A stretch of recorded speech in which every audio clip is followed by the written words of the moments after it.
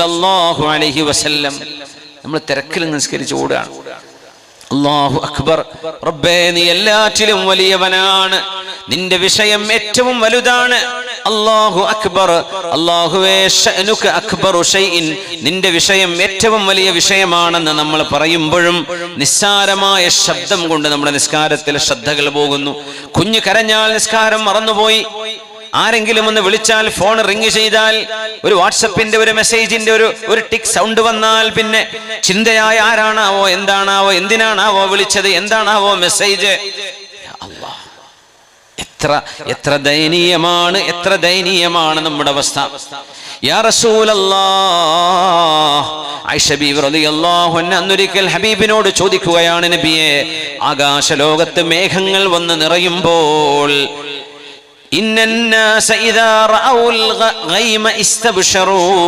മേഘം കാണുമ്പോൾ ജനങ്ങൾക്ക് സന്തോഷമാണ് ഉണ്ടാവാറുള്ളത്.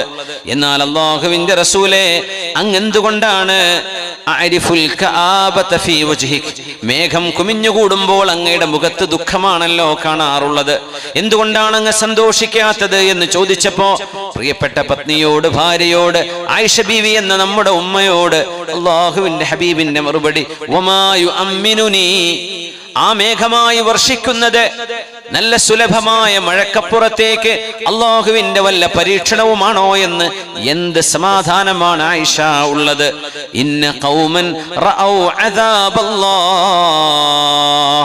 ഹിജ്റിലും മദായിൻ സ്വാലിഹിലും MT ക്വാർട്ടർ എന്ന് പറയുന്ന റുബുൽ ഖാലിയിലും ജീവിച്ചു പോയ ആദ് സമൂദ് ഗോത്രങ്ങളെ അല്ലാഹു നശിപ്പിക്കാൻ തീരുമാനിച്ച നേരം ആകാശലോകത്ത് മേഘം വന്ന് കുമിഞ്ഞുകൂടിയപ്പോൾ അവര് പറഞ്ഞു, ഹാദാ ആരിദുൻ മുംതിറുനാ, ഇപ്പൊ വരും മഴ, സുലഭമായ മഴ വരും, നല്ല മഴ വരും എന്ന് പ്രതീക്ഷിച്ചവര് സന്തോഷിച്ചവരായിരുന്നില്ലേ?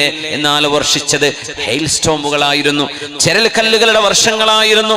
അവിടെ അദാബല്ലേ വന്നത്. അതുകൊണ്ടൊരു കാർമേഘം കാണുമ്പോൾ അതിനുള്ളിൽ അദാബ് വരുമോ എന്ന് ഞാൻ ഭയപ്പെടുന്നുണ്ട് ആയിഷ. അതുകൊണ്ടാണ് ജനങ്ങളുടെ മുഖത്ത് ചിരി വരുന്ന പോലെ, സന്തോഷം പടരുന്ന പോലെ മേഘം കാണുമ്പോഴേക്കും എനിക്ക് സന്തോഷിക്കാൻ കഴിയാതെ പോകുന്നത്. ഞാൻ അല്ലാഹുവിന്റെ ശിക്ഷ അതിൽ ഒളിഞ്ഞിരിപ്പുണ്ടോ എന്ന് എനിക്കറിയില്ലല്ലോ എന്ന് ചിന്തിക്കുകയാണ്.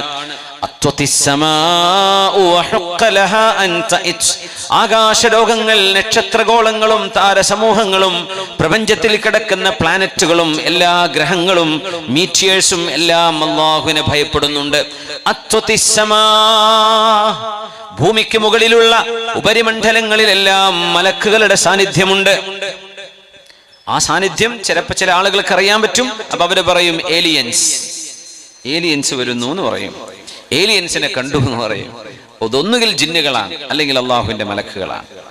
ഏലിയൻസ് എന്ന കുട്ടികൾക്ക് വലിയ കൗതുകമുള്ള സംഭവം. ഏലിയൻസ് അങ്ങനെ സംഭവം, ഏലിയൻസ് എന്ന് പറഞ്ഞാൽ നമുക്ക് അപരിചിതമായത്, സ്ട്രേഞ്ച് ആയത്, ഭൂമിയിൽ കാണാത്ത സംഗതിയാണ്.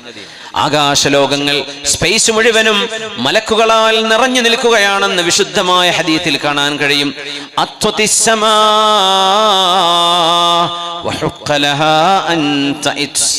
ആകാശലോകത്ത് 4 വിരൽ വെക്കാൻ പറ്റുന്ന ഒരു സ്ഥലം പോലും ഒഴിഞ്ഞു കിടക്കുന്നില്ല. സുജൂദ് ചെയ്യുന്ന മലക്ക് ഒന്നുകിൽ കിടക്കുന്നുണ്ടാകും. 4 വിരൽ വെക്കാൻ പറ്റുന്ന സ്ഥലത്ത് പോലും ഒരു ഒഴിവില്ല. ആ സ്ഥലത്ത് പോലും ഒരു മലക്കെങ്കിലും സുജൂദിൽ കിടക്കുന്നുണ്ടാകും. എത്രയാണ് പ്രപഞ്ചത്തിന്റെ വലുപ്പം നമ്മൾ നേരത്തെ കേട്ടില്ലേ, നമ്മൾ ചിന്തിച്ചില്ലേ? കോടിക്കണക്കിന് 1 ബില്യൺ സ്റ്റാർസ് ഒക്കെയാണ് ഒരു ഗാലക്സി കൂട്ടത്തിലുള്ളത്. ഗാലക്സി എന്ന് പറയുമ്പോൾ ചോക്ലേറ്റ് മിഠായിരിക്കും കുട്ടിയൊക്കെ ഓർമ്മ വരിക. താരസമൂഹങ്ങൾക്കാണ് ഗാലക്സി എന്ന് പറയാം. ഒരു നക്ഷത്ര സമൂഹം, അതിൽ സൂര്യൻ ഒരു നക്ഷത്രം, അങ്ങനത്തെ 1 ബില്യൺ. യാ അല്ലാഹ്, 10 ലക്ഷമാകുമ്പോൾ 1 മില്യൺ എന്ന് പറയാം. 1000 100 മില്യൺ ആകുമ്പോൾ നമ്മളൊരു ബില്യൺ എന്ന് പറയും. സുബ്ഹാനല്ലാഹ്, 100 10 ലക്ഷം. അല്ലാഹുവേ, അത്രയും നക്ഷത്രങ്ങൾ മിനിമം ഉണ്ടാകും ഒരു ഗാലക്സിയിൽ. അങ്ങനത്തെ more than A billion galaxies ഈ പ്രപഞ്ചത്തിലുണ്ട്. അപ്പൊ ആലോചിക്കുക, എത്രയാണ് ഇതിൻ്റെയൊക്കെ വലുപ്പം, എത്രയാണ് ഇതിന്റെ വിശാലത. അവിടങ്ങളിലെല്ലാം ഒരു മലക്ക് പോലും സുജൂദിൽ വീണ് കിടക്കാത്ത, ഒഴിഞ്ഞു കിടക്കുന്ന ഒരു സ്ഥലവുമില്ല എന്ന് അല്ലാഹുവിന്റെ ഹബീബ് പറയുമായിരുന്നു. റഅയ്തുൽ ജന്നത വന്നാർ, നരകവും സ്വർഗവും ഞാൻ കണ്ടിട്ടുണ്ട് എന്ന് പുണ്യനബി സല്ലല്ലാഹു അലൈഹി വസല്ലം. ഫലം അറക്കൽ ഖൈരി വശർരി ഖത്തുൽ യൗം, ഞാൻ ഇന്ന് കണ്ടതുപോലെ സ്വർഗമെന്ന നന്മയും നരകമെന്ന ശിക്ഷയും ഞാൻ കണ്ടതുപോലെ മറ്റൊരു നാളില്ലാലോ തഅലമൂന മാ അഅലം, ഞാൻ അറിയുന്ന പോലെ പരലോകത്തിന്റെ വിവരം നിങ്ങൾക്കറിയുമായിരുന്നുവെങ്കിൽ ലളഹക്തും ഖലീലാ വലബകൈതും കസീറാ, നിങ്ങൾ കുറച്ചേ ചിരിക്കുമായിരുന്നുള്ളൂ, നിങ്ങൾ ഒരുപാട് കരയുമായിരുന്നു എന്ന് പരിശുദ്ധ റസൂലുള്ളാഹി സ്വല്ലല്ലാഹു അലൈഹി വസല്ലം. വലമാ തലദ്ദതും ബിന്നിസാഇ അലൽ ഫുറുഷ്, നിങ്ങളുടെ കട്ടിലുകളിൽ കിടന്ന് നിങ്ങളുടെ ഭാര്യമാരോടൊപ്പം ശയനം നടത്താൻ പോലും നിങ്ങൾ മടിച്ചു പോകും പേടിച്ചിട്ട്. വലഖറജ്തും മിലസ് സഉദാതി തജ്അറൂന ഇലല്ലാഹി അസ്സ വജൽ, നിങ്ങൾ ഓടി വിജനമായ സ്ഥലങ്ങളിലേക്ക് കരഞ്ഞുകൊണ്ട് നിലവിളിച്ചുകൊണ്ട് വീട്ടിൽ നിന്ന് ഓടി ഇറങ്ങിയേനെ. ഞാൻ അറിയുന്ന പോലെ പരലോകത്തിന്റെ വിഷയം നിങ്ങൾക്കറിയുമായിരുന്നുവെങ്കിൽ, അതറിയാത്തത് കൊണ്ടാണ് നിങ്ങൾ ഇങ്ങനെ നടക്കുന്നത്. ഒരറിവില്ലാത്തതുകൊണ്ട് പൊട്ടിച്ചിരിക്കുക എന്നൊക്കെ ചെയ്യുന്നത്, ആർത്തട്ടഹസിക്കുന്നത്, കൂക്കി വിളിക്കുന്നത്, ഒരു ടീം ജയിച്ചാൽ കാണിക്കുന്ന ഈ ആവേശങ്ങളൊക്കെ പരലോകത്തിന്റെ വിഷയം ലവലേശം തലയിലില്ലാത്തത് കൊണ്ടാണെന്നാണ്. അതറിയുന്നവർ ഒരു ലിമിറ്റ് വെച്ചിട്ട് ചിരിക്കുള്ളൂ, ഒരു ലിമിറ്റ് വെച്ചിട്ട് ആഹ്ലാദിക്കുള്ളൂ എന്നാണ്. സുബ്ഹാനല്ലാഹ്. ഇന്ന ഇബ്രാഹീമ ലഹലീമുൻ അവ്വാഹും അവ്വാഹും മുനീബ്. ഇന്ന ഇബ്രാഹീമ ലഹലീമുൻ അവ്വാഹും മുനീബ്. പ്രവാചകന്മാർ അങ്ങനെ ജീവിച്ചിട്ടുണ്ട്. അവരൊക്കെ എത്ര അനുഗ്രഹമുള്ളവരാണ്. മനുഷ്യരിലെ വിവിഐപികളാണ് അവര്. അവരും അവ്വാഹുൻ, ഇബ്രാഹിം നബി നന്നായി കരയുന്നവരായിരുന്നു. മുനീബ്, അള്ളാഹുലേക്ക് എപ്പോഴും അള്ളാഹുലേക്ക് മടങ്ങുന്നവരാണ്, റബ്ബിനെ കുറിച്ച് ആലോചിക്കുന്നവരാണ്. ആദം അലൈഹിസ്സലാം ഭൂമിയിലേക്ക് ഇറങ്ങി വന്നു, ആകാശലോകത്ത് നിന്ന്, സ്വർഗലോകത്ത് നിന്ന്. ആ ഇറങ്ങി വരവ് ഒരൊറ്റ തെറ്റിന്റെ പേരിലാണ്, ഒരു തിന്മയുടെ പേരിലാണ്, ഒരു ചെറിയ തെറ്റ്. ആദം നബി അലൈഹിസ്സലാമിന്റെ മഖാമിലേക്ക് നോക്കുമ്പോൾ ഒരു ഗുരുതരമായ പിഴവാണ് എന്ന് ഖുർആൻ പറഞ്ഞു. വഅസാ ആദമു റബ്ബഹു ഫഗവാ. അങ്ങനെ ഖുർആൻ പറഞ്ഞു, ഒരു വൃക്ഷം മാത്രം കാണിച്ചു കൊടുത്ത്, ആദമേ നിങ്ങൾ ഈ വൃക്ഷത്തിന്റെ അരികത്തേക്ക് പോകരുതേ. എന്തിനാ പറഞ്ഞെന്നറിയോ? ആദം നബി അലൈഹിസ്സലാമിനെ പടക്കുന്നത് ഭൂമിയിലേക്ക് വരാനാ. അങ്ങനെയല്ലേ മലക്കുകളോട് ചോദിച്ചത്? മലക്കുകളെ, നിങ്ങളുടെ അഭിപ്രായം എന്താണ്? ഇന്നി ജാഇലുൻ ഫിൽ അർളി ഖലീഫ, ഭൂമിയിൽ ഞാൻ എൻ്റെ ഒരു അംബാസഡറെ, എൻ്റെ ഒരു എമിസറിയെ, എൻ്റെ ഒരു റെപ്രസെന്റേറ്റീവിനെ ഞാൻ ഈ ഭൂമിയിലേക്ക് നിയോഗിക്കാൻ ഉദ്ദേശിക്കുന്നുണ്ട്. നിങ്ങളുടെ അഭിപ്രായം എന്താണ്? അപ്പൊ അവര് പറഞ്ഞു, എന്തിനാ പടച്ചോനെ, ഞങ്ങളൊക്കെ അല്ലേ ഇവിടെ, നിങ്ങൾ അറിയാത്തത് ഞാൻ അറിയുന്നുണ്ട്. അങ്ങനെ മനുഷ്യനെ പടച്ചു, ആദം നബിയെ പടച്ചു അലൈഹിസ്സലാം. പൂർണ്ണ മനുഷ്യനാണ്, കുരങ്ങുന്നുണ്ടായതല്ല. കുരങ്ങുകൾ വേറുണ്ട്, ചിമ്പാൻസികൾ വേറുണ്ട്. പക്ഷേ ആദം നബി അലൈഹിസ്സലാം പൂർണ്ണ മനുഷ്യനാണ്. മനുഷ്യരുടെ പിതാവ് പൂർണ്ണ മനുഷ്യനായിട്ടാണ് ജന്മമെടുക്കുന്നത്. അതുകൊണ്ടാണ് ഇന്നല്ലാഹ ഖലഖ ആദമ അലാ സൂറതിഹി എന്ന് പറയാൻ കാരണം. ഈ ഹദീസ് പലപ്പോഴും പല ആളുകളും അർത്ഥം വെക്കുമ്പോൾ അന്തം വിട്ടു, ശരിയായിട്ട് അർത്ഥം വെക്കാൻ കഴിയാറില്ല. ഇന്നല്ലാഹ ഖലഖ ആദമ അലാ സൂറതിഹി, ആദം നബി അലൈഹിസ്സലാമിനെ ആദം നബി അലൈഹിസ്സലാമിന്റെ ആ പ്രത്യേകമായ ആദം നബിയുടെ കൃത്യമായ രൂപത്തിൽ തന്നെയാണ് പടച്ചത്. അതാണ് അതിന്റെ അർത്ഥം. അള്ളാന്റെ രൂപത്തിൽ എന്നല്ല, ആദം നബിയുടെ രൂപത്തിൽ. എന്തേ? കുട്ടിയായിട്ട് വളർന്നു വന്നതല്ല, ഒരു ഭ്രൂണമായിട്ട് ആദം നബി ഉണ്ടായതല്ല. ആദം നബി പൂർണ്ണ മനുഷ്യനായിട്ട് ആ രൂപത്തിൽ തന്നെ അല്ലാഹു തആല ആദം നബിയെ സൃഷ്ടിച്ചത് ബുദ്ധിയും പക്വതയും ഉള്ള, പ്രായപൂർത്തിയും ബുദ്ധിയുമുള്ള ഒരു പൂർണ്ണ മനുഷ്യനായിട്ടാണ്, കുട്ടിയായിട്ട് വലുതായതല്ല ആദം നബി എന്നർത്ഥം. അതാണ് ഖലഖ ആദമ അലാ സൂറതിഹി, ആദം നബിയുടെ സൂറത്തിൽ തന്നെയാണ് പടച്ചത് എന്ന് പറഞ്ഞാൽ അതിന്റെ മുമ്പ് വാലുള്ളൊരവസ്ഥ. നിയാൻഡർഥാൽ മനുഷ്യൻ അങ്ങനെയൊന്നും ഉണ്ടായിട്ടില്ല. കുരങ്ങെന്ന് അതൊന്നുമല്ല. ഈ കാണുന്ന പൂർണ്ണ മനുഷ്യനിലെ ആദം നബി ആ രൂപത്തിൽ തന്നെ ആദം നബിയെ സ്ട്രൈറ്റ് അവേ അള്ളാഹു അങ്ങനെയാണ് പടച്ചത്. അവരുടെ മക്കൾ പിന്നെ ഭ്രൂണമായി ഗർഭാശയത്തിലൂടെ ഉമ്മയുടെ ഉദരത്തിലൂടെ ജനിച്ച് ജന്മം കൊണ്ട് ഭൂമിയിലേക്ക് വന്നവരാണ്. ആദം നബി അലൈഹിസ്സലാം ഭൂമിയിലേക്ക് നിയോഗിക്കപ്പെടുകയാണ്. പിന്നെ ആ പഴം കഴിക്കരുത് എന്ന് പറഞ്ഞു. എന്തുകൊണ്ട് പറഞ്ഞു എന്നറിയോ? ഭൂമിയിലേക്ക് ചെല്ലുമ്പോ ഇവിടെ ചെയ്യണം, ചെയ്യരുത്, ഇഫ്അൽ ലാ തഫ്അൽ, ഡു ആൻഡ് ഡോണ്ട്, ചെയ്യരുത്, ചെയ്യണം, ഈ നിയമമുള്ള ലോകമാണ് ഭൂമി. ആണല്ലോ. പോലീസുകാർക്ക് നിയമങ്ങളില്ലേ? ട്രാഫിക് പോലീസിന്റെ നിയമങ്ങളില്ലേ? പഞ്ചായത്ത് ഓഫീസ് ചെന്ന നിയമമുണ്ടല്ലോ, കോർപ്പറേഷനിൽ ചെന്ന നിയമമുണ്ടല്ലോ. ഒരു കളിക്ക് എത്രയാ നിയമം? കളിയാൻ നമ്മൾ വിചാരിക്കും കളി കാര്യ. ശരിക്ക് കളിയിൽ എന്തെങ്കിലും പേച്ചാൽ പിന്നെ മഞ്ഞക്കാടും ചുവപ്പ് കാടും പുറത്താക്കലും എന്തൊക്കെ സംഭവിക്കും? കളി ശരിക്കും കാര്യമാണ്, കാര്യങ്ങളൊക്കെ കളി. ഇപ്പൊ അങ്ങനെ അവസ്ഥ. എല്ലായിടത്തും നിയമമുണ്ട്, ചെയ്യണം ചെയ്യരുത്. അതുകൊണ്ടാണ് ഫകുലാ മിൻഹാ റഗദൻ ഹൈസു ശിഅ്തുമാ, അത് ഡുവാൻ.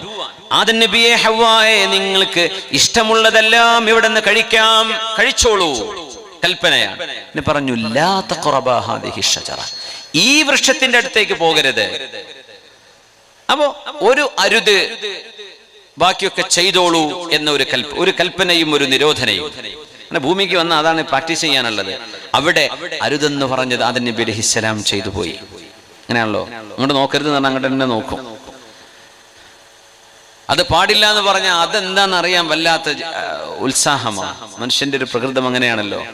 ചില കുട്ടികൾ ഇങ്ങോട്ട് പോകാന്ന് പറഞ്ഞാൽ അങ്ങോട്ട് ഓടും, അങ്ങോട്ട് ഓടുന്ന് പറഞ്ഞാൽ അങ്ങോട്ട് വരും ചെയ്യും. നേരെ ഓപ്പോസിറ്റ് ആയിരിക്കും ചെയ്യാം. ആദം നബി അലൈഹിസ്സലാമിനോട് ചെയ്യരുത് എന്ന് പറഞ്ഞു. ആദം നബി അലൈഹിസ്സലാം പിശാചിന്റെ ടെംപ്റ്റേഷനിൽ പെട്ടുപോയി, അത് ചെയ്തു. അതുകൊണ്ട് ആദം നബി ഭൂമിയിലേക്ക് ഇറക്കി. അപ്പൊ നമ്മൾ ആദം നബി അലൈഹിസ്സലാം ആ പഴം കഴിച്ചില്ലായിരുന്നു, നമ്മളൊക്കെ സ്വർഗത്തിൽ ഇങ്ങനെ ഇരിക്കുന്നുണ്ടാവും. ഇപ്പൊ ഇങ്ങനെ കളി കണ്ട് അല്ലെ, ലോക്കപ്പൊക്കെ അവിടെ ഇരിക്കും നടക്കുന്നുണ്ടാവും എന്നൊക്കെ തോന്നും. അല്ല അല്ല അല്ല അല്ല, ആദം നബിയെ പടച്ചതിന്റെ ഭൂമിക്കാണ്.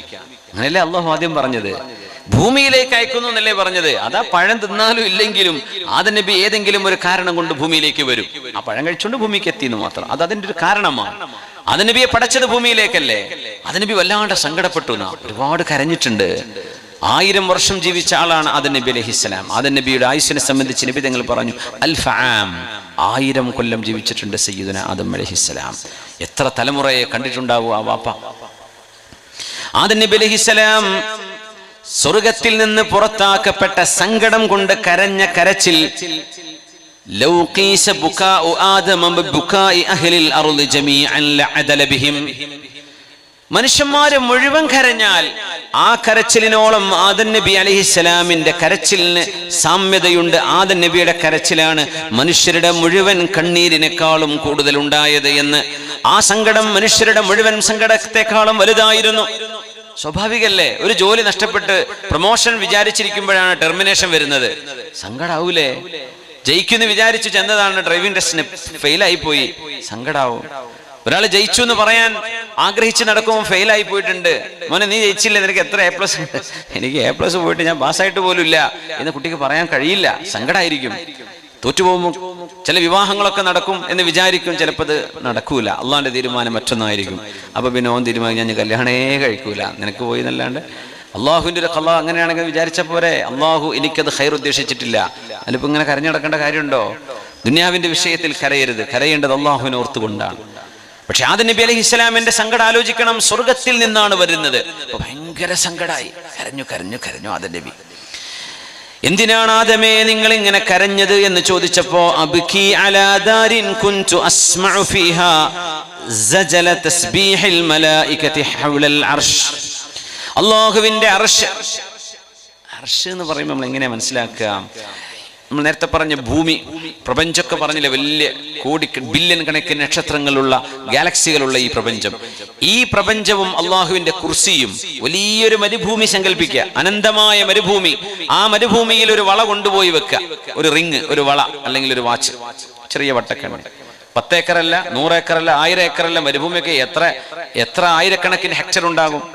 ആ മരുഭൂമിയുടെ നടുവിൽ നിങ്ങൾ ഒരു വള കൊണ്ടുപോയി വെച്ചാൽ അള്ളാന്റെ കുർസി എന്ന് പറയുന്ന അള്ളാഹുവിന്റെ സീറ്റ് ഓഫ് പവർ, അത് ആ മരുഭൂമിയും ആ വട്ടക്കണ്ണി ഈ പ്രപഞ്ചവുമാണ്.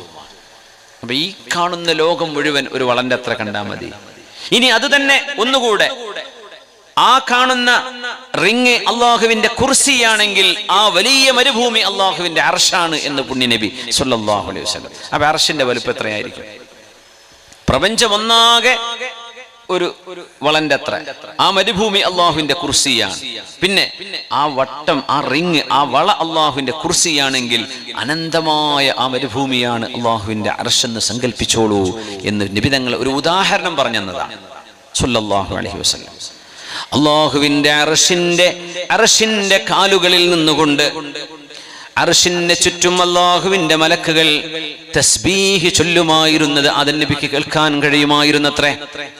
സ്വർഗം വഫൗഖഹാ അർശുർ റഹ്മാൻ, ജന്നത്തു അദ്നിന്റെ മുകളിലാണ് സ്വർഗമെന്ന്, ആ സ്വർഗത്തിന്റെ മുകളിലാണ് അർശെന്ന് പരിശുദ്ധ റസൂലുള്ളാഹി സ്വല്ലല്ലാഹു അലൈഹി വസല്ലം.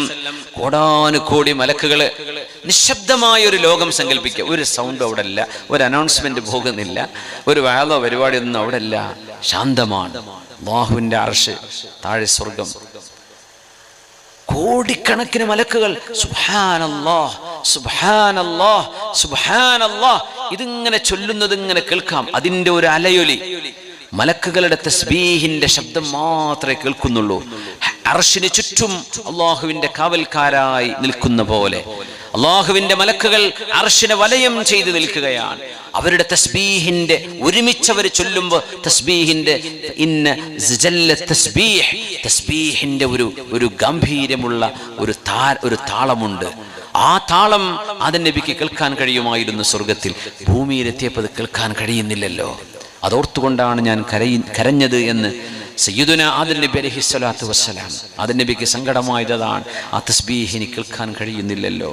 അബ്കി അലാ ദാരിൻ, ഞാൻ ഇറങ്ങി വന്ന വീട് ആ സ്വർഗ്ഗലോകം. അസ്മഉ ഫീഹാ സിജില്ല തസ്ബീഹിൽ മലായികതി ഹൗലൽ അർശ്, അർശിന്റെ ചുറ്റുമുള്ള മലക്കുകൾ അല്ലാഹുവിന്റെ തസ്ബീഹ് ചൊല്ലുന്നത് എനിക്ക് കേൾക്കാൻ കഴിയുമായിരുന്നു. അത് കേൾക്കാൻ കഴിയാത്ത ഒരു ലോകത്തേക്ക് ഞാൻ ഇറങ്ങി വന്നല്ലോ എന്നോർത്തുകൊണ്ട് കരയുകയാണെന്ന് സയ്യിദുനാ ആദം അലൈഹിസ്സലാത്തു വസ്സലാം. യാ അല്ലാഹ്, ദാവൂദ് നബി അലൈഹിസ്സലാം ഒരു ഗ്ലാസ് വെള്ളം കുടിക്കുമ്പോഴോ ഭക്ഷണം കഴിക്കുമ്പോഴോ ഇല്ലാ വബല്ലലഹു ബിദുമൂഇഹി, മഹാനായ ദാവൂദ് നബി അലൈഹിസ്സലാമിന്റെ കണ്ണുനീര് നനയാതെ ഒരു വെള്ളമോ ഭക്ഷണമോ മഹാനായ നബിക്ക് കുടിക്കാൻ കഴിയുമായിരുന്നില്ലത്രേ. ദാവൂദ് നബിയുടെ മഖാമുള്ളത് ഫലസ്തീനിലാണ്. മസ്ജിദുൽ അഖ്സയുടെ മെഹ്റാബിന്റെ ഭാഗത്തുകൂടെ ഉള്ളിലേക്ക് താഴോട്ട് ഇറങ്ങിച്ചെന്നാൽ അവിടെ കിങ് ഡേവിഡ് ട്യൂംബ്, അവര് ജൂതന്മാർ അങ്ങനെയാണ് പേരിട്ടത്, രാജാവായ ഡേവിഡിന്റെ ട്യൂംബ് എന്ന് പറഞ്ഞാൽ അന്ത്യവിശ്രമസ്ഥാനം. പക്ഷെ നമ്മൾ പറയും നബിയുല്ലാഹി ദാവൂദ് അലൈഹിസ്സലാം. അവിടെ ജൂതന്മാരുടെ കൺട്രോളിലാണ് ദാവൂദ് നബിയുടെ മഖാമുള്ളത്. അവർ സിയാറത്ത് ചെയ്യും. അവിടുത്തെ മൊലിരിട്ടുകൾ വന്നിട്ട് ഇങ്ങനെ തലാട്ടി അവർ തൊപ്പി നിലകെട്ടൊക്കെ കിട്ടും. അവിടുത്തെ മുസ്ലിം കുട്ടികളുടെ ചെറിയ മുത്തഅല്ലിമീങ്ങളെ പോലെ തോന്നും. അവരുണ്ട് അവിടെ നിന്നിട്ട് ആടിയിട്ട് ഇങ്ങനെ തൗറാത്ത് ഇങ്ങനെ ചൊല്ലി, ജബൂർ ഇങ്ങനെ ചൊല്ലിക്കൊണ്ടിരിക്കും, സാംസ് ഓഫ് ഡേവിഡ്. അതിങ്ങനെ ചൊല്ലിയിട്ട് അവിടെ നിന്ന് പ്രാർത്ഥിക്കും അവർ. അപ്പോൾ നമ്മൾ സിയാറത്തിന് ചെല്ലുമ്പോൾ അവർ പറയും ആണുങ്ങളും പെണ്ണുങ്ങളും സെപ്പറേറ്റ് പോകണം, ആണുങ്ങൾ തലയിൽ തൊപ്പി വെക്കണം, അല്ലാതെ കയറാൻ പറ്റില്ല. അപ്പം നമ്മൾ തൊപ്പിയോ തലപ്പാവോ കൊണ്ടുപോയിട്ടില്ലെങ്കിൽ ജൂതന്മാരെ ആ ഒരു കെബ്ബ എന്ന് പറഞ്ഞ ചെറിയ തൊപ്പി ഉണ്ടല്ലോ അത് തലയിൽ വെച്ച് തരും. പെണ്ണുങ്ങൾ വേറെ വഴിക്കുക, പെണ്ണുങ്ങളും ആണുങ്ങളും കാണാൻ പാടില്ല. അങ്ങനെ ഒരു അച്ചടക്കം ആ മഖാമിൽ ജൂതന്മാരുടെ നിയമമാണത് അവിടെ. സുബ്ഹാനല്ലാഹ്. നമ്മളിവിടുന്ന് യാസീനോതും, ഇപ്പുറത്തെ ജൂതന്മാർ അവരുടെ ഇഞ്ചിയിലോതുണ്ടാവും. അവർക്ക് പ്രശ്നമൊന്നുമില്ല. നമ്മളൊന്ന് ദുആ ചെയ്തു പോരും. ചിലപ്പോൾ അവർ ആമീനത്തിൽ കൂടും, അല്ലെങ്കിൽ അവരവരെ വഴിക്കുണ്ടാവും. ഒരു ചെറിയ ഒരു ഹാളാണ് അവിടെ. മഹാനായ ദാവൂദ് നബി അലൈഹിസ്സലാമിന്റെ മഖാമുണ്ട്. മസ്ജിദുൽ അഖ്സ പള്ളിയിൽ നിന്ന് ഇറങ്ങിയാൽ ഒരു 6-7 മിനിറ്റ് 10 മിനിറ്റിന്റെ അടുത്ത് നടന്നെത്തിയാൽ അങ്ങോട്ട് എത്താൻ കഴിയും. സയ്യിദുനാ ദാവൂദ് അലൈഹിസ്സലാം ഫലസ്തീനിലാണ്. സുലൈമാൻ നബിയുടെ ഉപ്പ സുലൈമാൻ അലൈഹിസ്സലാമിന്റെ ഖബർ എവിടെയാണെന്ന് അറിയില്ല. മസ്ജിദുൽ അഖ്സയുടെ ചുറ്റും എവിടെയോ ഉണ്ടെന്ന് അറിയുള്ളത്, എവിടെയാണെന്ന് കൃത്യമായിട്ട് ആർക്കും അറിയിപ്പ് കിട്ടിയിട്ടില്ല. പക്ഷെ ദാവൂദ് നബി അലൈഹിസ്സലാമിൻ്റെത് അവിടെയുണ്ട്. സയ്യിദുനാ ദാവൂദ് അലൈഹിസ്സലാം കരഞ്ഞുകൊണ്ടാണ് ഭക്ഷണം കഴിച്ചിരുന്നത്. എന്നിട്ട് പറയും, യാ റബ്ബി, അല്ലാഹുവേ, നിന്റെ സൂര്യന്റെ ചൂട് പോലും എനിക്ക് സഹിക്കാൻ പറ്റുന്നില്ലല്ലോ. ലാ അസ്തതിഉ ഹർറ ശംസിക്, എങ്ങനെയാണ് റബ്ബേ നിന്റെ നരകത്തിന്റെ ചൂട് ഞാൻ സഹിക്കുന്നത്? ഫകൈഫ അസ്തതിഉ ഹർറ നാരിക്, യാ റബ്ബ്, നിന്റെ റഹ്മത്തിന്റെ ശബ്ദം എനിക്ക് കേൾക്കാൻ കഴിയുന്നില്ലല്ലോ. ഇടിനാദം, ഇടിപൊട്ടുന്നത് നമ്മൾ ചെവി അടക്കി പിടിക്കൂലേ, ചിലപ്പം ഭയങ്കരമായ ഇടിപൊട്ടലൊക്കെ ഉണ്ടാവില്ലേ, പേടിച്ചു അല്ലേ? അതിന്റെ പിന്നിൽ മഴ വരുന്നു എന്നാണ്. അപ്പൊ റഹ്മത്ത് വരുന്നതിന്റെ, മഴ വരുന്നതിന്റെ ഒരു മുന്നറിയിപ്പാണ് ഇടിയും മിന്നലൊക്കെ.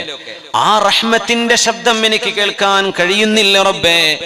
فكيف استطيع صوت سماع صوت غضبك, നിന്റെ ദേശത്തിന്റെ കോപത്തിന്റെ ശബ്ദം എങ്ങനെയാണ് റബ്ബേ എനിക്ക് കേൾക്കാൻ കഴിയുക?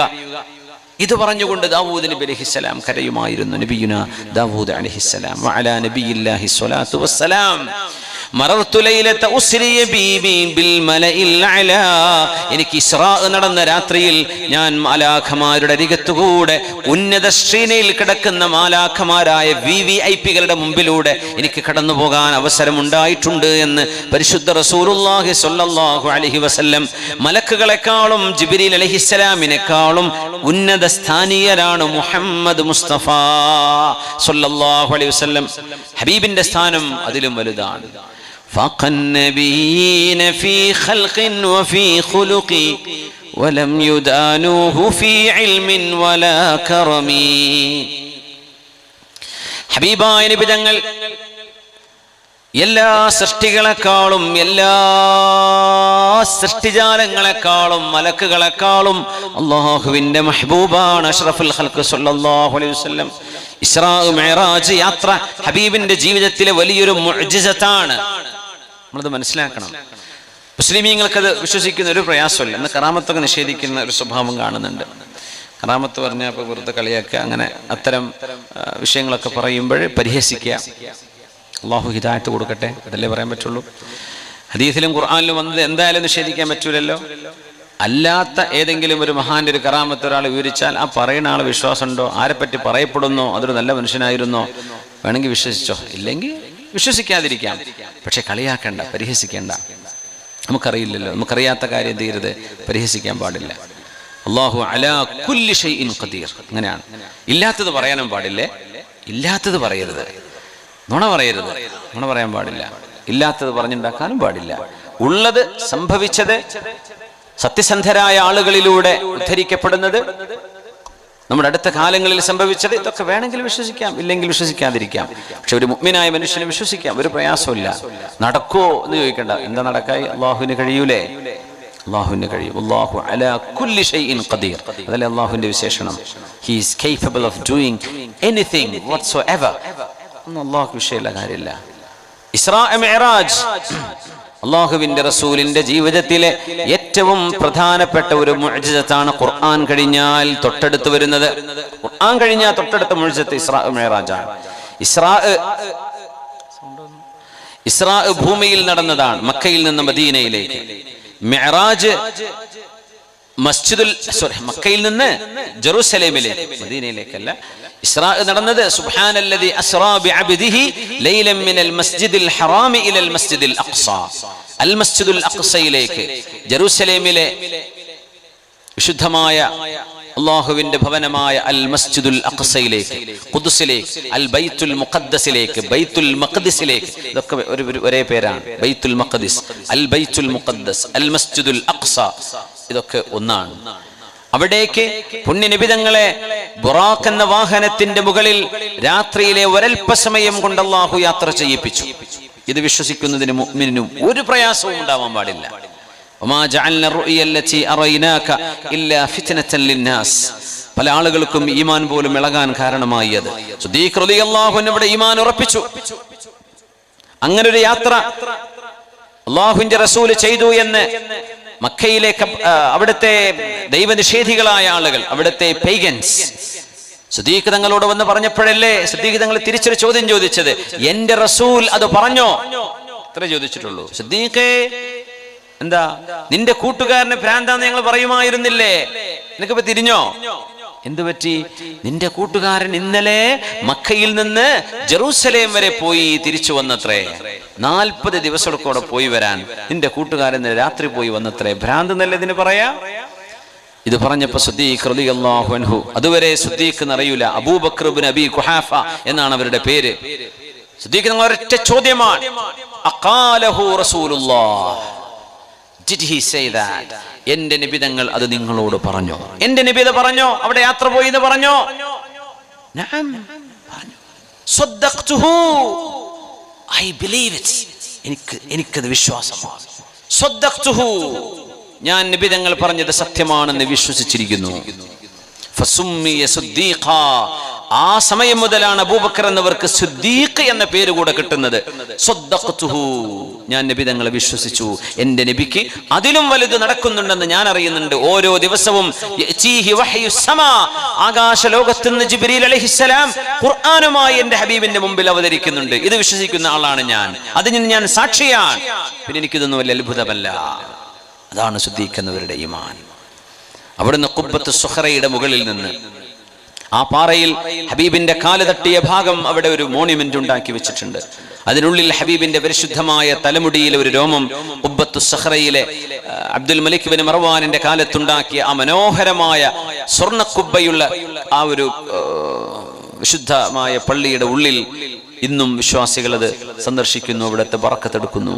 മഹാനായ അഷ്റഫുൽ ഖൽഖ് തങ്ങൾക്ക് മിഅ്റാജ് ഉണ്ടായ പാറയാണ് അതിൻ്റെ ഉള്ളിലുള്ളത്. സ്വർണ്ണത്തിന്റെ കുബ്ബുള്ള അതല്ല മസ്ജിദുൽ അഖ്സ, സ്വർണ്ണ കുബ്ബയാണ് മസ്ജിദുൽ അഖ്സ എന്ന് തോന്നും. ഒരു ഡാർക്ക് കളർ കുബ്ബയുള്ളൊരു പള്ളി അതിന്റെ അപ്പുറത്തന്നെ ഉണ്ട്, അതാണ് അൽ മസ്ജിദുൽ അഖ്സ. 100 നിസ്കാരത്തിന്റെ കൂലിയുള്ള പള്ളി അതാണ്. പക്ഷേ ഈ സ്വർണ്ണ കുബ്ബുള്ളത് നബിക്ക് മിഅ്റാജ് ഉണ്ടായ പാറയുടെ മുകളിൽ നിബിതങ്ങളുടെ കാലശേഷം അബ്ദുൽ മലിക് ബിൻ മർവാൻ അമവി ഭരണാധികാരി ഉണ്ടാക്കിയ പള്ളിയാണ്. പലപ്പോഴും ചിത്രം കാണുമ്പോൾ ഈ സ്വർണ്ണ കുബ്ബുള്ളതാണ് മസ്ജിദുൽ അഖ്സ എന്നാ വിചാരിക്കുക.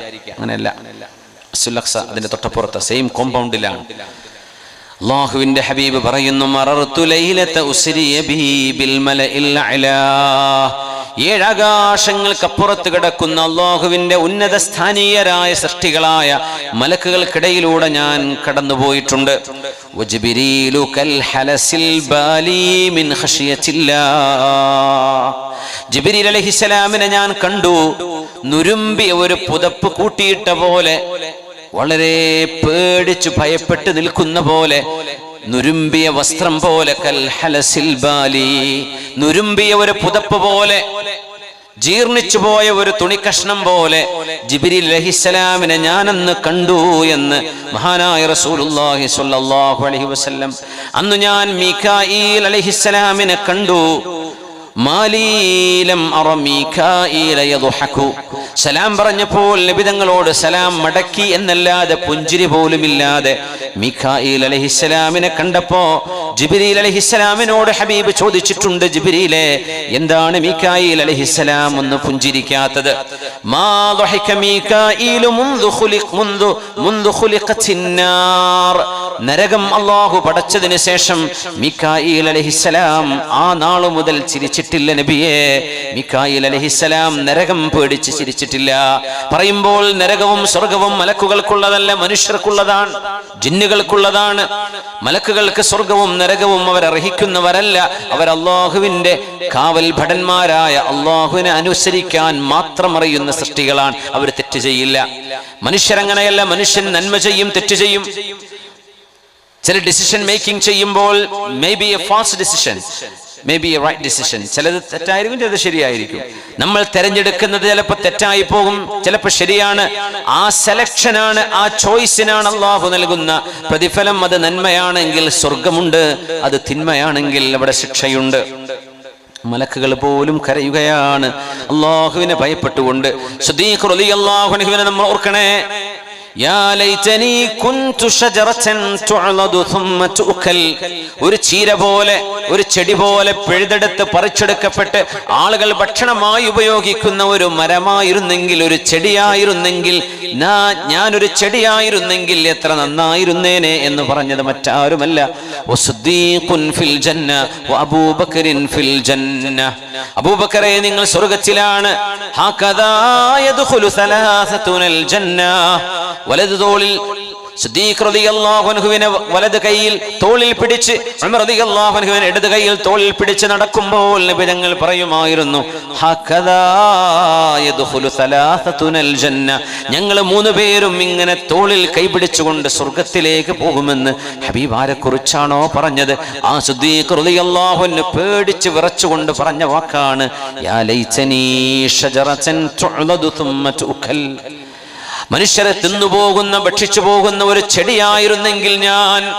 എന്തിനാണ് റബ്ബേ വിചാരണ, എന്തിനാണ് ഖിയാമത്ത് നാൾ, എന്തിനാണ് ഖബർ, എന്തിനാണ് റബ്ബേ ഇന്ന് എനിക്ക് പുനർജന്മം നൽകുന്നത് എന്ന് ഉമർ ഇബ്നുൽ ഖത്താബ് റളിയല്ലാഹു അൻഹു, യാ ലൈതനി ലം ഊലദ് ലൈത ഉമ്മീ ലം തലിദ്നി യാ ലൈതനി കുൻതു നസിയം മൻസിയാ, ഞാനൊന്ന് ജനിച്ചില്ലായിരുന്നുവെങ്കിൽ എത്ര നന്നായിരുന്നേനെ എന്ന് പറയുന്നത് ഉമർ ഇബ്നുൽ ഖത്താബ് റളിയല്ലാഹു അൻഹു. യാ ഉമർ إنك امرؤ لو دخلت فجا لسلك الشيطان فجا غير فجك يا عمر. ഉമറേ, നിങ്ങൾ വരുന്ന വഴിയിലൂടെ പിശാച് വരികയാണെങ്കിൽ നിങ്ങളെ കണ്ടാൽ അവൻ വേറെ വഴിക്ക് തിരിഞ്ഞു പോകുമെന്ന് ആരെക്കുറിച്ച് പറഞ്ഞുവോ ആ ഉമർ റളിയല്ലാഹു അൻഹു പറഞ്ഞ വാക്കുകളാണ് യാ ലൈത ഉമ്മീ ലം തലിദിനി, എൻ്റെ ഉമ്മ എന്നെ പ്രസവിച്ചില്ലായിരുന്നുവെങ്കിൽ. യാ ലൈതനി കുൻതു നസിയം മൻസിയാ, ആരാലും അറിയപ്പെടാതെ എല്ലാവരാലും മറന്നുപോയി, ഞാനെന്ന ഒരു സംഭവമേ ഇല്ലാതെ പോയി, ആരാലും ഓർക്കപ്പെടാതെ ആരാരും അറിയാത്ത ഒരു സാധനമായി ഞാൻ മാറിയിരുന്നുവെങ്കിൽ എത്ര നന്നായിരുന്നേനെ എന്ന് മഹാനായ ഉമർ ഇബ്നുൽ ഖത്താബ് റളിയല്ലാഹു അൻഹു.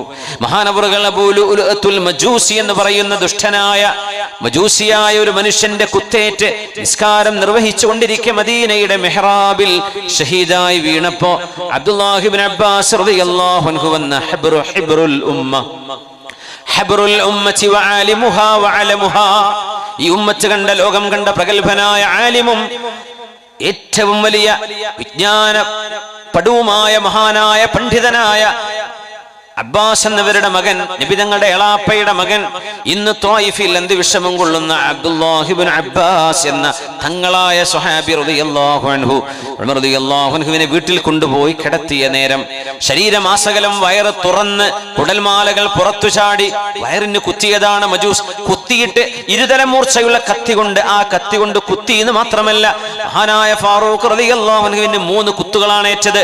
ഒന്ന് തോളിൽ, ഒന്ന് നെഞ്ചത്ത്, ഒന്ന് വയറിന്. എന്നിട്ട് ആ കത്തി കൊണ്ട് വലിച്ചു കീറിയിട്ടുണ്ട് മഹാനവറുകളുടെ പരിശുദ്ധമായ വയറ്. യാ അല്ലാഹ്, ഓർക്കാൻ പോലും നമുക്ക് കഴിയില്ല. അങ്ങനെ വയറ് തുറന്നു കിടക്കുമ്പോഴാണ് മഹാനായ ഇബ്നു അബ്ബാസ് റളിയല്ലാഹു അൻഹു വന്നത്. സ്വഹാബിമാർ തലപ്പാവ് കൊണ്ട് വയറ് പിടിച്ച് കെട്ടിക്കൊടുത്തിട്ടുണ്ടായിരുന്നത് മറ്റ് സർജറികളോ ഓപ്പറേഷനുകളോ സംവിധാനങ്ങളൊന്നും ഇല്ലല്ലോ. മഹാനവറുകൾ മരണം മുന്നിൽ കണ്ട് കിടക്കുകയാണ്. അല്ലാഹുമ്മ ഹാദാ ഉമറു റഖഅലുമി വശാബ റഅസി, അല്ലാഹുവേ ഇത് ഉമറാണ് റബ്ബേ, എൻ്റെ എല്ലുകൾ ദുർബലമാണ്. വശാബ റഅസി, ഞാൻ ശരീരമാസകലം നരബാധിച്ചിരിക്കുകയാണ് റബ്ബേ. വന്തശറത് റഈയതി, എൻ്റെ ആളുകൾ, എൻ്റെ അനുയായികൾ, ഈ ഉമ്മത്ത് ലോകത്തിന്റെ നാനാ ദിക്കുകളിലേക്കും വ്യാപിച്ചു കഴിഞ്ഞിട്ടുണ്ട് റബ്ബേ. ഫഖ്ബിദ്നി ഇലൈക ഗൈറ മഫ്തൂൻ, ഹജ്ജ് കഴിഞ്ഞ് ജംറ എറിയുന്ന ജംറയുടെ അടുത്ത് ഏറും കഴിഞ്ഞിട്ട് അവിടെ മണ്ണിൽ കിടന്നുകൊണ്ട് മഹാനായ സുദ്ദീഖ് എന്നവർക്ക് ശേഷം വന്ന ഖലീഫ ഉമർ ഇബ്നുൽ ഖത്താബ് റളിയല്ലാഹു അൻഹു ആ മണ്ണിൽ കിടന്ന് ദുആ ഇറക്കുന്നത് സ്വഹാബിമാർ കേട്ടിട്ടുണ്ടായിരുന്നു. റബ്ബേ, എനിക്ക് നരബാധിച്ചു. വറഖഅലുമി, ഞാൻ ദുർബലനാണ് റബ്ബേ. ഒരുപാട് രാജ്യങ്ങളിലേക്ക് നിന്റെ ദഅവത്തുമായി എൻ്റെ അനുയായികൾ ചെന്നു കഴിഞ്ഞിട്ടുണ്ട്. ഇനി അല്ലാഹുവേ, എന്നെ നിനക്ക് കൊണ്ടുപോയിക്കൂടെ? ഫഖ്ബിദ്നി ഇലൈക ഗൈറ മഫ്തൂൻ.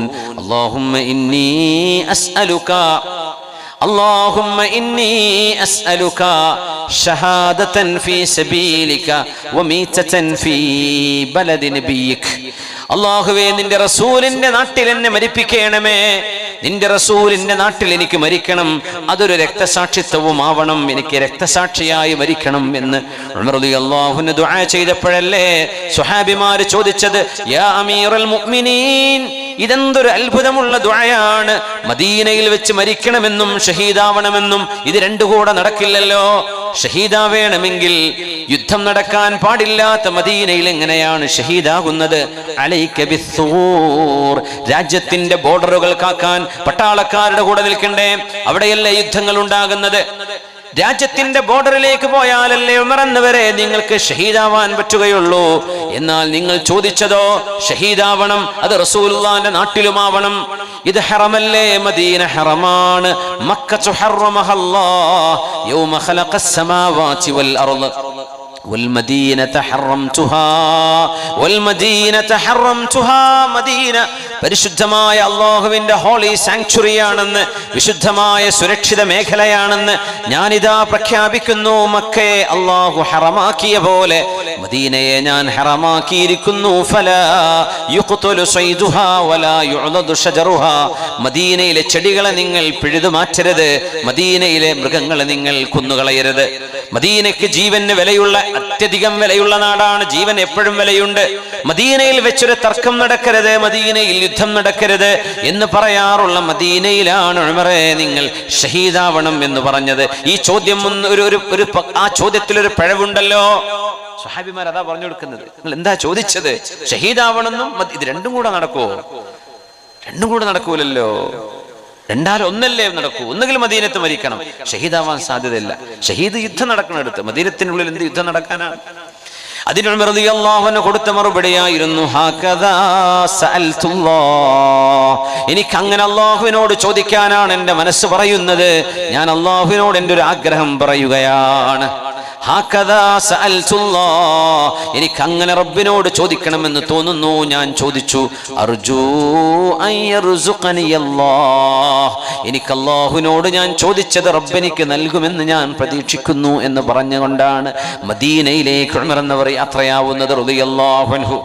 അങ്ങനെ ഷഹീദാവുകയാണ്. നോക്കണം, മദീനയിൽ ഒരു ഷഹാദത്ത് നടക്കാൻ സാധ്യതയില്ല. പക്ഷേ ഉമർ എന്നവർ ജംറകൾക്കടുത്ത് വെച്ച് ദുആ ചെയ്ത് ദുആയാണ് അല്ലാഹു നടത്തി കൊടുക്കുന്നത്. اللهم إني أسألك شهادة في سبيلك وميتة في بلد رسولك. നിന്റെ റസൂലുള്ളാഹിന്റെ നാട്ടിൽ മദീനയിൽ ത്വയ്ബയിൽ താബയിൽ കിടന്ന് മരിക്കണം. അതൊരു രക്തസാക്ഷിത്വമാവണം. സുബഹിക്ക് ഇമാം നിൽക്കുമ്പോഴാണ് അബൂ ലുഅലത്തുൽ മജൂസി വന്ന് മഹാനവറുകളുടെ വയറ്റത്ത് കുത്തുന്നത്. ചരിത്രം അറിയുന്നതാണ്, ഒരുപാട് കേട്ടതായിരിക്കാം. ആ കിടത്തം മഹാൻ കിടക്കുമ്പോഴേ മഹാനായ അബ്ദുല്ലാഹി ഇബ്നു അബ്ബാസ് റളിയല്ലാഹു അൻഹു എന്ന തങ്ങളായ സ്വഹാബി, അല്ലാഹുവിന്റെ റസൂലിന്റെ അഹ്ലു ബൈത്തിൽപ്പെട്ട സ്വഹാബി, മഹാനായ ഉമർ റളിയല്ലാഹു അൻഹുവിന്റെ മുമ്പിൽ വന്നുകൊണ്ട് പറഞ്ഞ ചില വാക്കുകളുണ്ട്. അമീറുൽ മുഅ്മിനീനെ ഇന്നക ലശഹീദ്, നിങ്ങൾ ഷഹീദാണല്ലോ, നിങ്ങൾക്ക് എന്തിനു ഭയപ്പെടണം? മസ്വറല്ലാഹു ബികൽ അംസാർ, നഗരങ്ങളായ നഗരങ്ങളിലേക്ക് മുഴുവൻ സത്യത്തിന്റെ വെളിച്ചമെത്തിക്കാൻ കഴിഞ്ഞ മഹാനല്ലയോ നിങ്ങൾ. വഫുതിഹ ബികൽ ഫുതൂഹ്, എത്ര വിജയങ്ങളാണ് അല്ലാഹു അങ്ങയുടെ കരങ്ങളാൽ അല്ലാഹു നിർവഹിച്ചത്. വഫഅല ബിക മാ ഫഅൽ, അല്ലാഹു എത്രയൊക്കെയാണ് ഉമർ എന്നവരെ നിങ്ങളെ കൊണ്ട് ചെയ്തത് എന്ന് പറഞ്ഞു ഉമർ റളിയല്ലാഹു അൻഹുവിനെ ഇബ്നു അബ്ബാസ് തങ്ങൾ വന്ന് സമാധാനിപ്പിക്കുകയാണ്.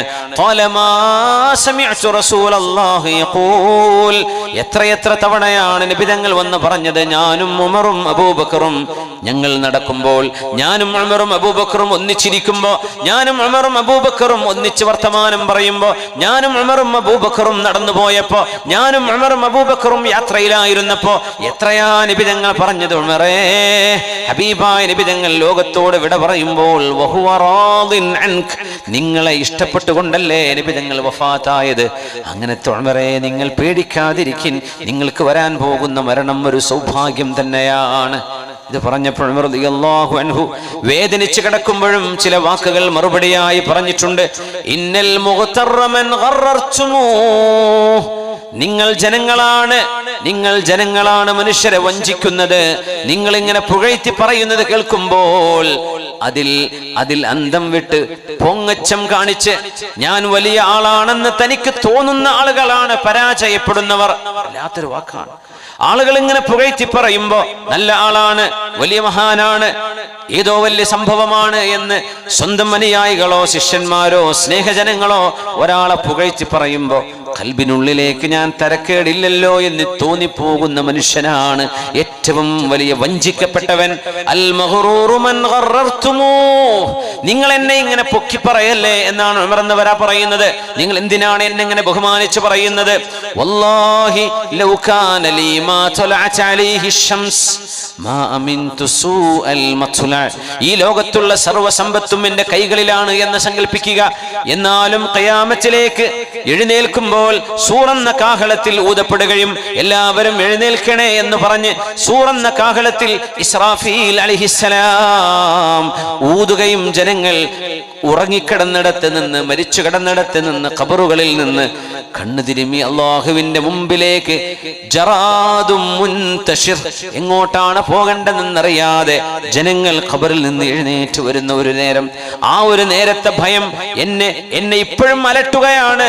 ദുനിയാവിലുള്ള സർവ്വസമ്പത്തും എന്റെ കൈകളിൽ നൽകപ്പെട്ടാൽ പോലും എനിക്ക് പരലോകത്തിന്റെ പേടിയിൽ നിന്ന് മോചനമായില്ല.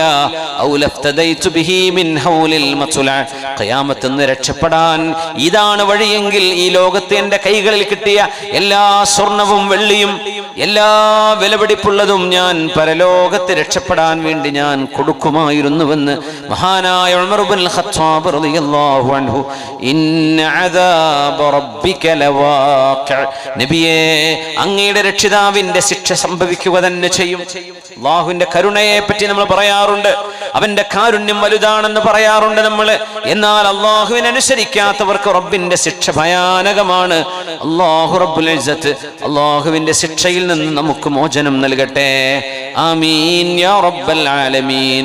സ്വഹാബികളുടെ കാലം കഴിഞ്ഞ് തങ്ങൾ വഫാത്തായി താബിഉകളുടെ കാലത്തേക്ക് എത്തിയപ്പോഴേക്കും അലി ഇബ്നു അബീ ത്വാലിബ് റളിയല്ലാഹു അൻഹു എന്ന നാലാമത്തെ ഖലീഫ ശുഹ്റു റസൂലില്ലാഹ്, അല്ലാഹുവിന്റെ റസൂലിന്റെ പുതിയാപ്പിള ഫാത്തിമ റളിയല്ലാഹു അൻഹയുടെ ഭർത്താവ് അലി റളിയല്ലാഹു അൻഹു പറയുമായിരുന്നു, വല്ലാഹി ലഖദ് റഅയ്തു അസ്ഹാബ മുഹമ്മദിൻ സ്വല്ലല്ലാഹു അലൈഹി വസല്ലം, മുഹമ്മദ് നബി തങ്ങളുടെ സ്വഹാബിമാരെ ഞാൻ കണ്ടിട്ടുണ്ട്.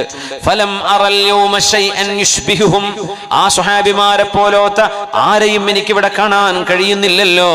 കാനൂ യുശ്ബിഹൂന ശഅസൻ ഗബ്റാ, ആ സ്വഹാബിമാർ പേടിച്ച് മുടികളെല്ലാം ജടപിടിച്ച് അവർക്കതുപോലും ശ്രദ്ധിക്കാൻ കഴിയാതെ ബൈന അയുനിഹിം അംസാലു റുകബിൽ മഇസ, കാലിൻ ഈ ആടുകളുടെ കാൽമുട്ടിൽ കാണുന്ന പോലെ നെറ്റിത്തടങ്ങളിൽ സുജൂദിന്റെ അടയാളവുമായി കഴിഞ്ഞിരുന്ന സ്വഹാബിമാർ ഖദ് ബാതു ലില്ലാഹി സുജ്ജദൻ വഖിയാമ, അവരുടെ രാവുകൾ കളി കണ്ടിരിക്കലായിരുന്നില്ല, അവരുടെ രാവുകൾ ആർപ്പ് വിളികളായിരുന്നില്ല, അവരുടെ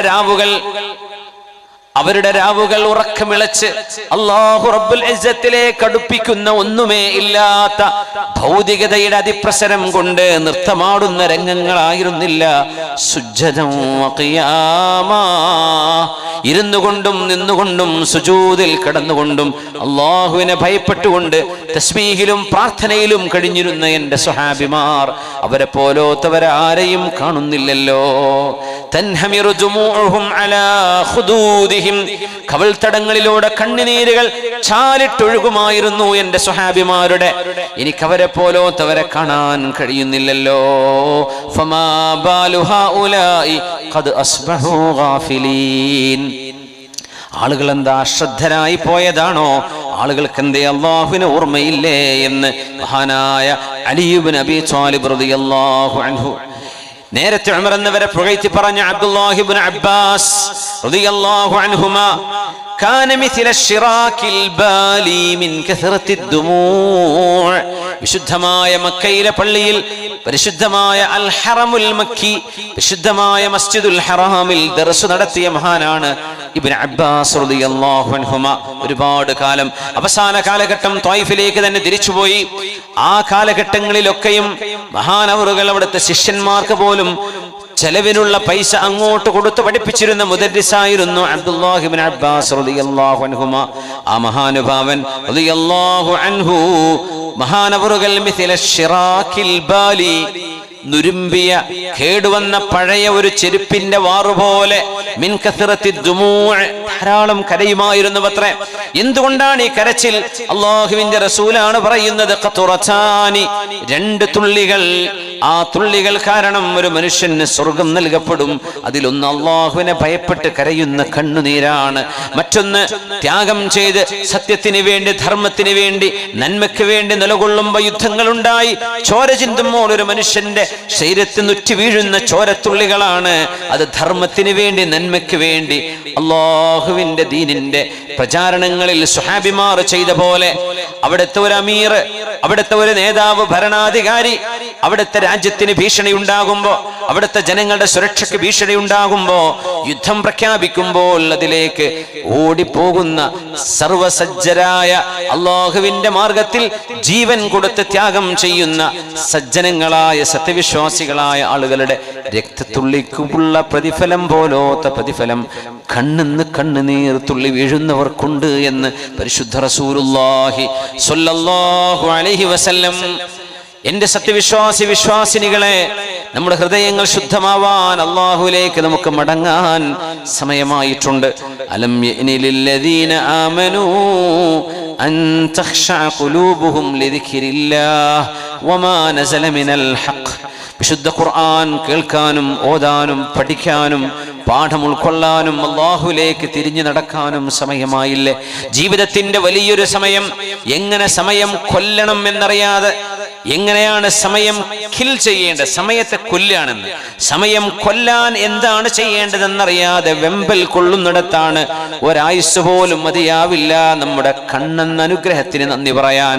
ഒരായുസ് മതിയാവില്ല നമ്മുടെ കാതിന്, നമ്മുടെ നാവിന്, നമ്മുടെ ചുണ്ടുകൾക്ക്, നമ്മുടെ ആമാശയത്തിന്, നമ്മുടെ ഹാർട്ടിന്, നമ്മുടെ ലിവറുകൾക്ക്, നമ്മുടെ പാൻക്രിയാസിന്, നമ്മുടെ കിഡ്നികൾക്ക്, നമ്മുടെ ഇന്റേണൽ ഓർഗൻസിന്, ഇതിനൊക്കെ നമ്മുടെ എക്സ്റ്റേണൽ ഓർഗൻസിന്, നമ്മുടെ അപ്പിയറൻസ്, നമ്മുടെ ഈമാനിന്, നമ്മുടെ ഹിദായത്തിന്, ഇങ്ങനെ അല്ലാഹു തന്ന അനുഗ്രഹങ്ങൾക്ക് നന്ദി പറയാൻ ഒരു ആയുസ് പോലും തികയില്ലെന്നിരിക്കെ ഈ തുച്ഛമായ ആയുസ്സാണ് സമയം കൊന്നുകൊണ്ട് നമ്മൾ കളയുന്നത്.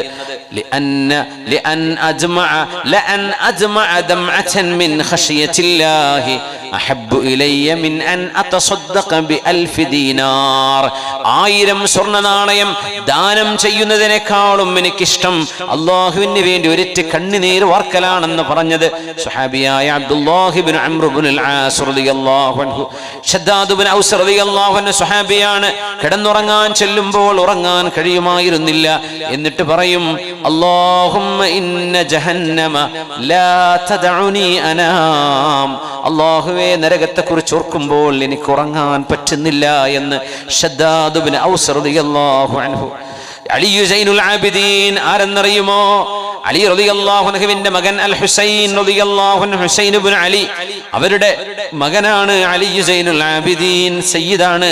മദീന കണ്ട രഹസ്യമായ സ്വതക്ക ചെയ്യുന്ന മഹാന്മാരിൽപ്പെട്ട തങ്ങളാണിവര്. സയ്യിദാൻ, രഹസ്യമായ സ്വതക്ക ചെയ്യുമായിരുന്നു. ആ അലി സൈനുൽ ആബിദീൻ തങ്ങൾ വുളു എടുത്ത് വന്നാൽ മുഖത്തിനൊരു മഞ്ഞ നിറം ബാധിക്കുമായിരുന്നു. ആളുകൾ ചോദിക്കും, വുളു എടുക്കുമ്പോഴേക്കും എന്താണ് നിങ്ങളുടെ മുഖം ഇങ്ങനെ മാറുന്നത്? വുളു എടുക്കുമ്പോഴേക്കും എന്താണ് നിങ്ങൾ ഇങ്ങനെ പേടിച്ചു പോകുന്നത് എന്ന് മഹാനായ അലി സൈനുൽ ആബിദീൻ തങ്ങളോട് ചോദിച്ചപ്പോ അവർ കൊടുക്കുന്ന മറുപടി നിങ്ങൾക്കറിയുമോ? ആരുടെ മുമ്പിലേക്കാണ് ഞാൻ എഴുന്നേറ്റ് നിൽക്കുന്നത്? അതദ്റൂന ബൈന